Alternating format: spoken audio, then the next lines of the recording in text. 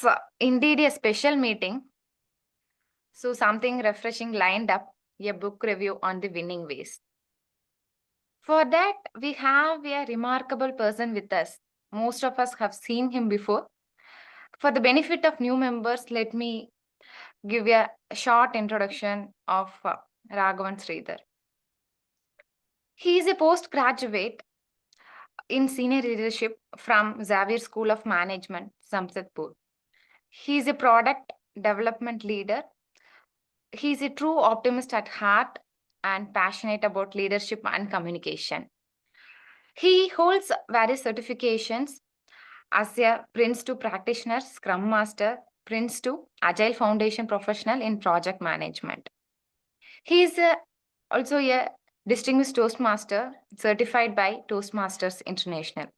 Above all his professional achievements, he is a storyteller, a design thinking enthusiast. He embraces challenges and, above all, passionate about people. In his free time, he writes blogs, writes books, authors books actually. He delivers speeches and also plays violin. Truly a multi-talented professional with us. Please join me in welcoming Raghavan Sridhar, DTM Raghavan Sridhar, onto the virtual stage. Over to you, Raghavan. Thank you so much, Toastmasters Gayatri. Thank you so much, President Satish, for inviting me to Wake Up Chennai Toastmasters. This is perhaps the the most unique session for me because I didn't send you a picture, I didn't send you this intro, and yet somehow, like clockwork, all of them are there.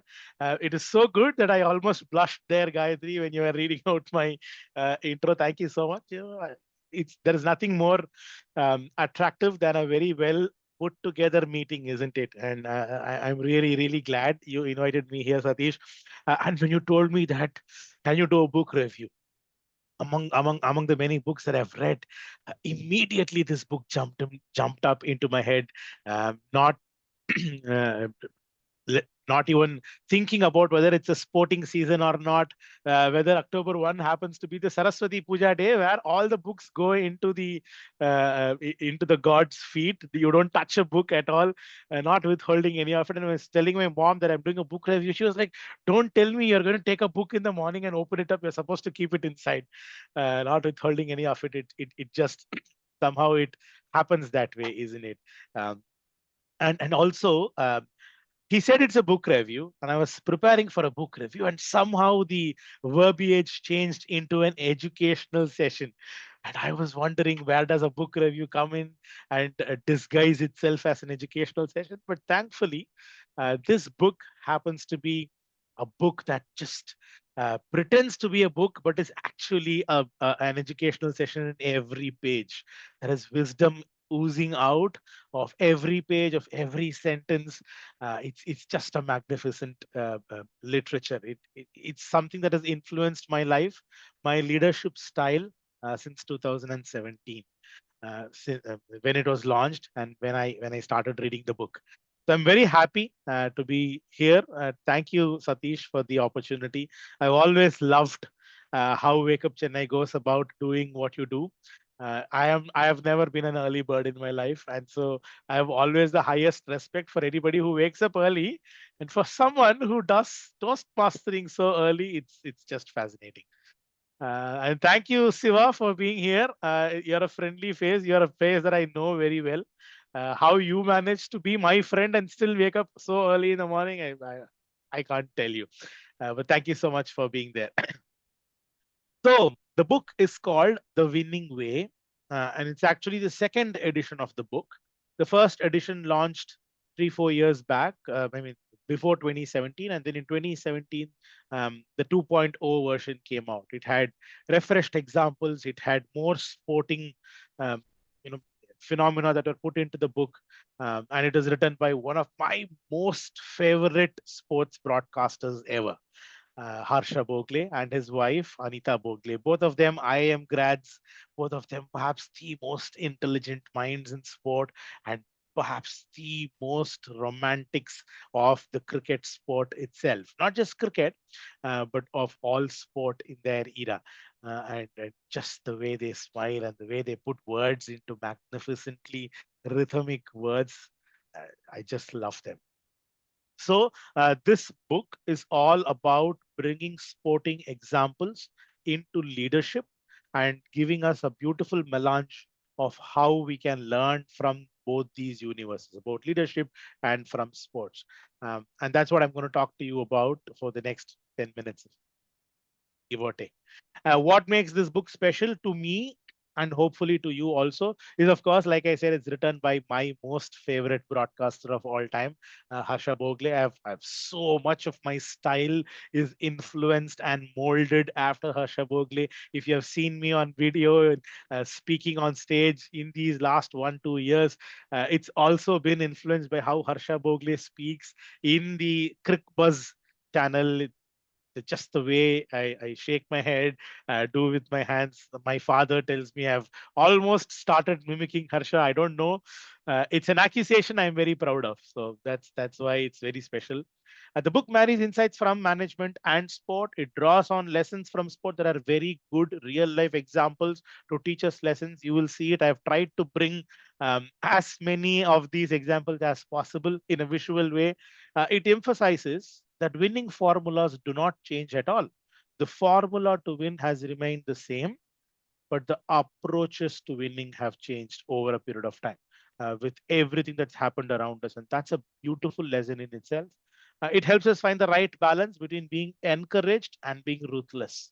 The Australian team that scarred my childhood, the men's cricket team of Australia, it really scarred my childhood. They always used to win, and we always used to lose to them. Uh, they were ruthless, but now has an Indian men's team emerged that are really encouraging, that are really going there, getting there. But I think we'll always step one step short of the ruthlessness of Australia. And that's good. That's really good. We will see a little bit about it. But in short, it's a fascinating guide towards becoming a better leader. And so much of who I am as a leader in the workplace has been shaped by a lot of things in this book.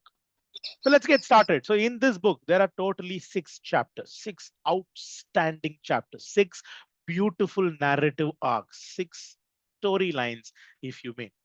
The first chapter is the foundational mindset. It talks about the mindset that makes a leader, the mindset that makes you win.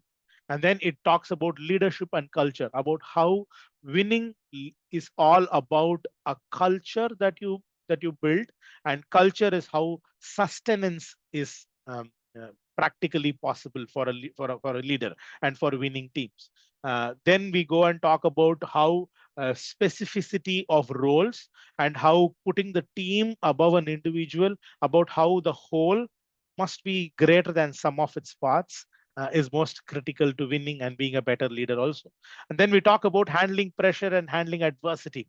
And there is something that I just simply love, where Harsha Bhogle and his wife say the fear of winning is actually greater than the fear of losing.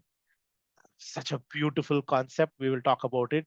And then we go and talk about continuous improvement and change, where we are introduced to Bruce Lee, who talks about how he fears not the man who practices 10,000 kicks once, but the man who practices one kick 10,000 times. That's it just blew my mind when I read it, and I've never been able to forget it. And then finally, we close out talking about how um, champions don't win once, but champions win every time. Champions don't analyze just the losses. Champions analyze why they won and how they won, and keep working on them. So it's just a very exciting journey, at least to me. I am very excited to get started. So let's jump right in to the very first chapter, which talks about the foundational mindset. The authors go ahead and talk about winning, and they say it's not just talent, it is mindset. Because talent can open the first door, talent can open the second door. It will not open the 10th door for you. If you're outstandingly talented as a Toastmaster, you can win one speech contest, you can win the second speech contest, but the third speech contest where you go in and you face similar talent like you, it's the mindset in that space that makes you win. It's not really talent, because talent breeds arrogance. mindset gives you skills that you need to win. It's about having a clarity of purpose, the right values, and an obsession with excellence. Like I said, talent gives you arrogance. Talent makes you think, oh, it's easy, I can win. But when you have the right mindset, when you're obsessed with doing just 1% better than yesterday, that takes you towards excellence. And they say success is not just one brilliant performance, but it is one brilliant performance repeated with consistency. And then they drop on beautiful example of childhood friends, of the legendary man Sachin Tendulkar and his almost legendary friendship with another cricketer of that era called Vinod Kambli. Vinod Kambli played less than 10 test matches. He already scored two double hundreds within that period of time. Um, for a comparison, Sachin scored five double hundreds in 25 years, whereas Vinod Kambli scored two already in just five test crickets. Vinod Kambli was supremely talented, almost as talented as the great man Sachin himself. But Vinod Kambli played only 10 cricket matches or less. Sachin played 100. Sachin played for 25 years and influenced a generation in the country. The difference between them was not talent, my dear friends. The difference between them was the mindset, was the relentless pursuit of excellence, was the incredible sacrifices that Sachin did over a course of time. But Vinod Kambli, when he was bounced by Courtney Walsh in testing conditions, didn't know how to play the bouncing ball, and then never played a test match again for the country. And so Harsha Bhogle and Anita Bhogle go on to summarize that you might have great talent, but if you don't have humility, if you don't have the pursuit of excellence, if you don't have the foundational mindset, you will end up being a Vinod Kambli and never become Sachin Tendulkar. And they summarize the first chapter going on to say that even if you're not talented, but if you have the right mindset and the right passion to excel, you will succeed more than people who have just ridiculous talent. And he also goes ahead and tells us what Aristotle tells us. We are what we repeatedly do. And so excellence then is not an act, but a habit. And we move on to the second chapter where we talk about leadership and culture, and we draw on the outstanding life and lives and culture of Mahendra Singh Dhoni and the men's Australian cricket team that I told you scarred my childhood for forever. He just kept winning and we just kept losing. But we draw on the leadership lessons from Mahendra Singh Dhoni's life. There are so many, but Harsha Bhogle specifically double clicks on a story of Dhoni, who was, as the Indian men's cricket team captain, Dhoni was given business class seats on flights whenever he traveled between cricket matches. But Dhoni used to sort of give up his business class seat to the pace bowling stars in the team. If you are a pace bowler and you did really well, in addition to getting the man of the match and the recognitions, you used to get Mahendra Singh Dhoni's business class seats because it allowed you to stretch your legs and travel in better comfort. And so leadership is not really the pleasures that you enjoy. Leadership is about the pain you are willing to endure. And then we speak about how great leaders create outstanding culture by walking the talk, by leading by example, by making these tough choices, by putting the team's needs about personal comfort. And of course, because you're a leader, you get some privileges, right? And Mahendra Singh Dhoni got the business class seats. If you're a leader at workplace, you might get the seat in most important meetings. You might get in Ericsson, we have what are, and just this morning when I joined the meeting, I got an email that said my reward points for this quarter have expired. Every quarter, as a leader, you are given 3 reward points per head count added into your bank. And then through this quarter, you can just distribute them. And every quarter, it gets refreshed. Just when I opened the laptop this morning, I get an email saying, hey, Raghavan, the last quarter's reward points have expired. These are privileges that you enjoy, right? You get, and then you have the ability to use it for people. And so leadership is not about being loved at all. And if you are a leader, more often than not, you will have 30-40% of people hating you. Take it from me, I know what it means, but it's about being trusted to do the right thing. When push comes to shove, does your team trust you? Does your team think you will stand up for them? Does your team think you are the man who can support them, or you are the woman who can take them onwards? That is leadership, and that was Mahendra Singh Dhoni. Uh, the famous, the perhaps legendary press conference that the man once had, where he said, "If I asked, all the 10 people in my team will jump in front of a truck just because they trust me," said Mahendra Singh Dhoni once, and it became a legendary press conference since. The authors also go on and talk about the culture in the Australian cricket team, where whether you are at your peak or not, whether your performances warrant retention in the team or not, if you reached a certain age, you will be considered for rotation. It happened to Steve Waugh. It happened to Ricky Ponting. It happened to Michael Clark. It happened to Ian Healy with Adam Gilchrist. Legendary names, people who were at almost the top of their games, but because they reached 35 years and because physically they were becoming slightly slower, the management decided to out-rotate them. It happens repeatedly through the Australian team's culture until even today. And so that's a culture that they have built, the culture that puts the team's needs above individuals, regardless of who you are. Think of it in the Indian context. All of our legends have played 2 years at least more than what they must have. Right? Maybe Virat Kohli and Rohit Sharma are an exception because they won the World Cup in T20 and so they retired, and then they're almost now forced out of the Test team.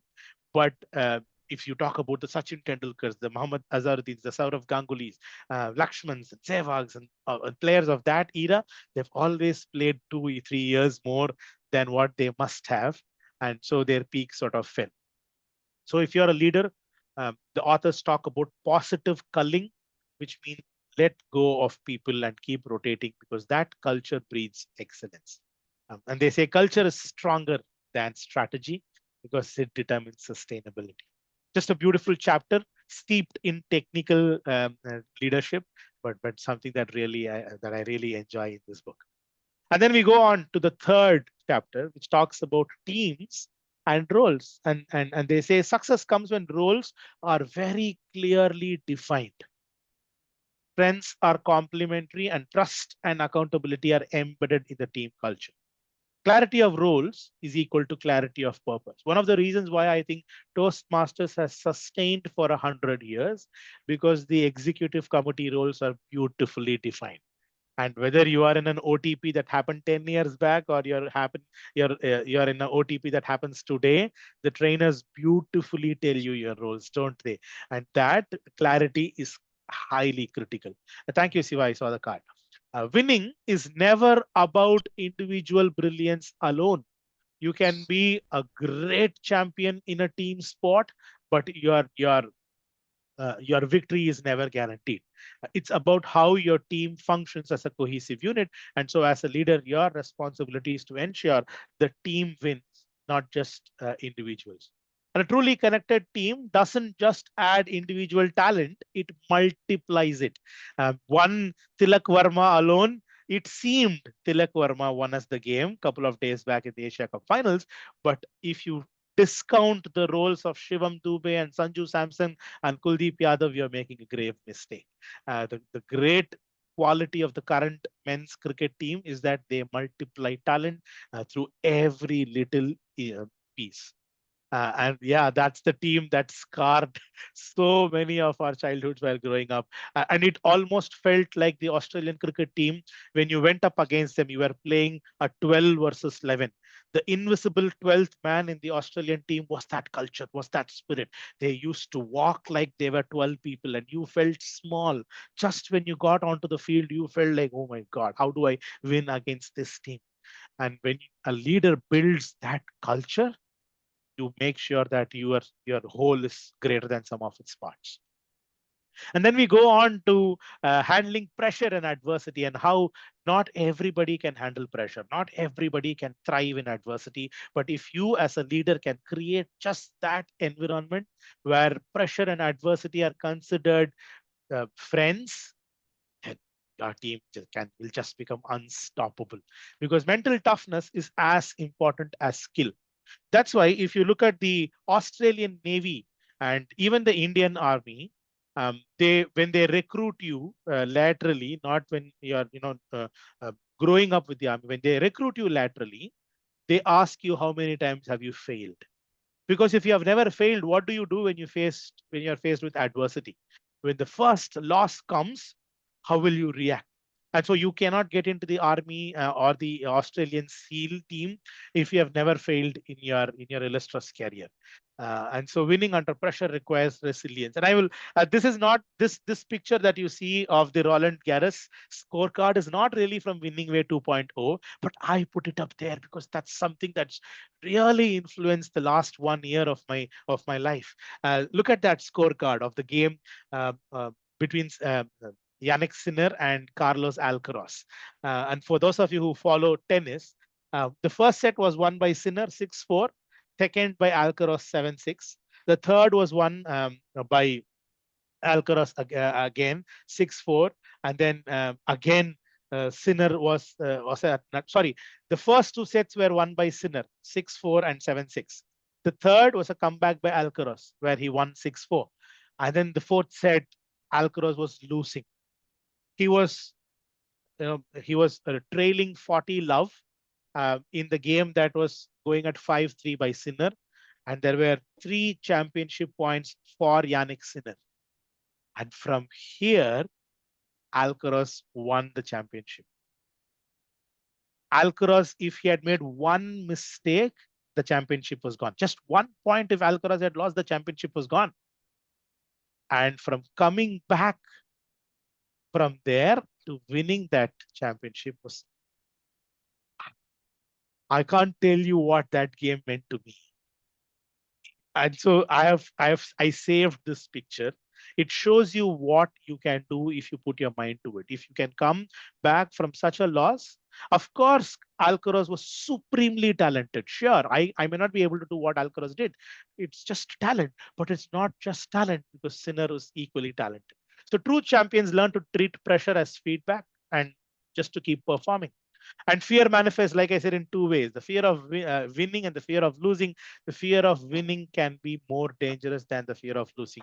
You go on and then you think, okay, hey, I can actually, you go into a division contest thinking, wow, I can actually win. The competition is not so threatening. There starts your decline because you never know what will hit you. Suddenly something will hit you and you will find yourself on a very slippery slope. And we all remember and know the South African team, don't we? If you're following sport of any nature, you will know that the South African team found themselves so many winning positions and lost from there. And that is again another terrific scorecard. Actually, in real time play, South Africa needed 2 runs to win from 1 ball. And then suddenly, when we thought there was just no way South Africa can lose from here, it started raining in a World Cup semi-finals. And the scorecard changed into Duckworth-Lewis method, where it said South Africa needed 22 runs from 1 ball. Just from even today, nobody is able to explain how, but it just happened to South Africa. They just happened to lose games from positions that they had no business of losing. So it's the fear of winning that becomes the invisible red card that makes you become suddenly a 10-man team, not a 11-man team, an antithesis to what used to happen to Australia. Siva, I will take 2 more minutes and then I'll wrap up. We go to the penultimate chapter where we talk about continuous improvement and change. So we have talked about leadership, about culture, about winning, but it's also about how you keep improving, because resting on your laurels is the best and the first step to decline. A lot of what is happening with the Pakistani teams are because they are resting on their laurels. They are thinking, oh, we have done it once, we can do it again. And the authors go on to say how I love these one-liners that Harsha Bhogle and Anita Bhogle keep coming up. They say change is inevitable, while improvement is intentional. You just can't stop change, but you can stop improvement. And then we talk about how Virat Kohli, the chase master, goes about business. When you look at a scorecard and it says 360 runs to win from 50 overs, it almost seems impossible. But then when you talk to this man, he says, no, I don't look at it like that. I look at it like one boundary and over, that is 50 boundaries, which is 200 runs already scored. Then I only need 250 runs from 160 balls. Sorry, 160 more runs from 250 balls. That's ultra simple now. Can you score 160 of 250 balls? Absolutely. And so all you need to do is hit a boundary and over, and then the rest is very, very easy. And so change and continuous improvement work in such a manner. And perhaps what personifies this book for me, one sentence that I've never been able to take away from my mind since 2017 is this: do not let what you can't do interfere with what you can. Do not let what you can't do interfere with what you can. Understand it how you may. For me, it's become a lifestyle. It's become a way of living. When I'm at my workplace, at home, in my relationships, my friends, in contests, in everything I do not anymore think of what I can't do, but I only focus on what I can. Don't let what you can't do interfere with what you can. And yeah, the Bruce Lee example. I fear not the man who has practiced 10,000 kicks once. I fear the man who has practiced one kick 10,000 times. Can you improve every day 1% more? You will be a force that can never be stopped. Which brings us to the great man and the final chapter. The great man went back to the basics when he was challenged by Novak Djokovic. He had only known champions like Pete Sampras, like Andy Murray, like Rafael Nadal, whose these clashes have been very well documented. You might have seen it. But suddenly a man came called Novak Djokovic, supremely athletic, outstandingly physical, and just representing a challenge on grass court that Federer had never before seen, who had an all-round game, Djokovic. He was a great volley. He was a great net player. He was an outstanding forehand and backhand player. Just the perfect game. And then Federer had to sustain his success. Federer had to go back to the drawing board, and he had to make it a skill, because winning once is an achievement, but winning consistently is a skill. And Federer didn't analyze his losses. Federer started analyzing why he was winning. He tore apart every victory of his, dissected the details, and then he made his backhand swing shorter. He was a great exponent of the backhand, one-handed backhand. You see the pictures, it's like poetry. But he made the swing shorter so that he could complete the shot and be ready for the next. He made his serves crisper, not the elongated serves, not the rhythmic song, sing song fashion of the serves. He made them more punchy. He made them crisper so that he knew Djokovic would send it back at pace, but then he was ready for when it came back. Imagine having played for 15 years at the top, and then just for one opponent having to redefine all of it. And Federer set goals that were slightly out of reach, but never out of sight. So if you're a leader at the workplace, remember this about goal setting. Again, it has shaped my leadership since 2020, at least when I became a leader. Today, I set up goals that are definitely out of reach. Not goals that I know can be achieved in this quarter. Not goals I know we have already achieved and Chuma just put it there. Set up goals for yourself and the team that are slightly out of reach, but never out of sight. And so it brings me to what has been a whirlwind ride. Yeah, 6 chapters, each outstanding, each with amazing pearls of wisdom. It feels like you are reading a story when you're reading the book. And I've really, really enjoyed reading through The Winning Way 2.0 from Harsha and Anita Bhogle. I'm not summarizing now.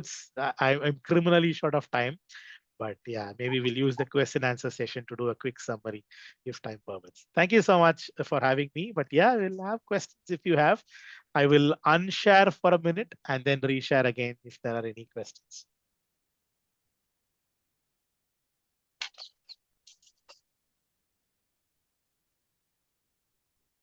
Thank you, Satish.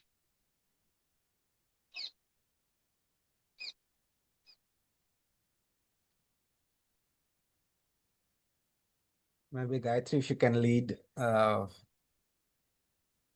sure, Satish. Yeah.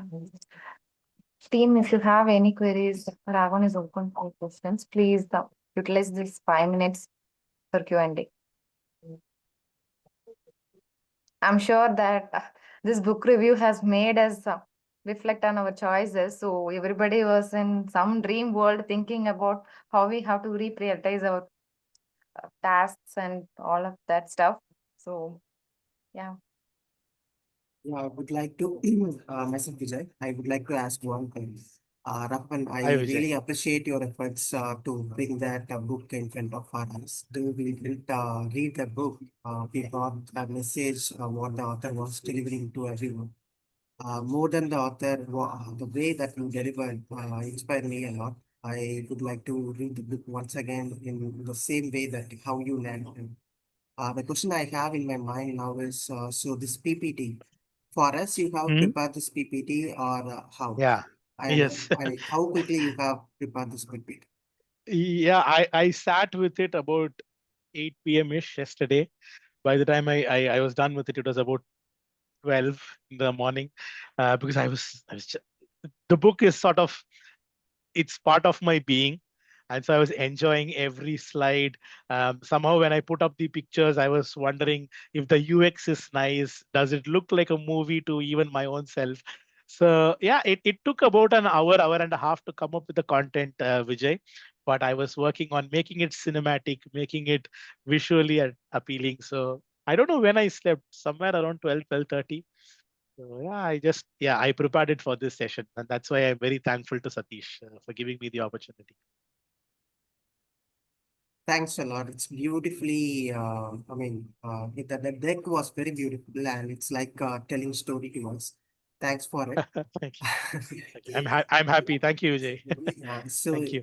one more request from my end. So if you are come up with another review, monthly ones or bi-weekly ones, so that would be well and good. So instead of I read a book, so I just Yeah. hear your narratives. So that would be kind of I can just mark. I have completed one book in my Absolutely. time. Sure, Yeah. sure. Thank you. Definitely, I will definitely be there for Wake Up for anytime, anytime. Sure. Thank you, Raghavan. My pleasure, Vijay. Thank you. Thank you so much, DTM Raghavan. It's an Thank you, amazing Satish. book review. I just have only one small question for you. What do you eat? So it is a manufacturing defect, Satish. Okay, whether you mean it as a compliment or what, the energy or the passion, it's just the manufacturing defect. I was Right. just born with it. Yeah, it's just whatever I do, I try to do it with passion. So Raghavan, let me honestly tell you, it's not. Uh, it's very infectious. Thank you so much for that. my I mean, pleasure. Thank you, the Satish. defect is passed on to us also. I mean, it's very infectious. So Thank you, thank you, thank you, glad. Thank you so much for doing such a powerful session. Amazing. thank you so much. My pleasure. My pleasure. Hi, Uh, DTM Raghavan. Hi, Isha.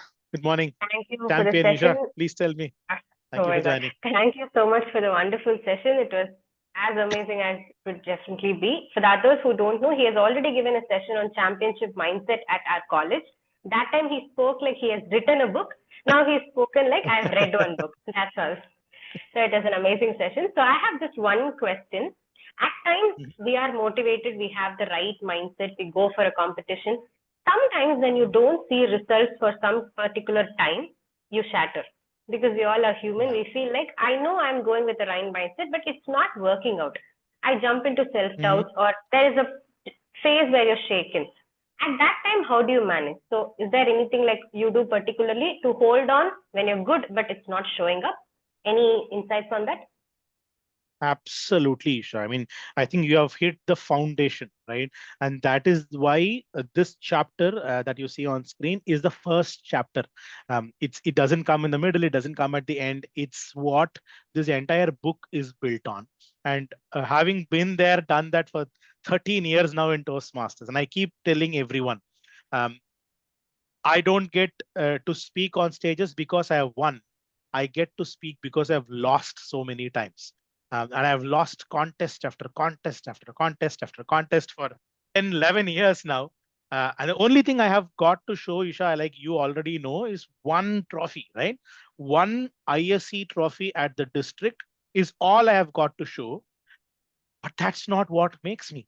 I won one trophy, sure, but I won that after 9 years of trying.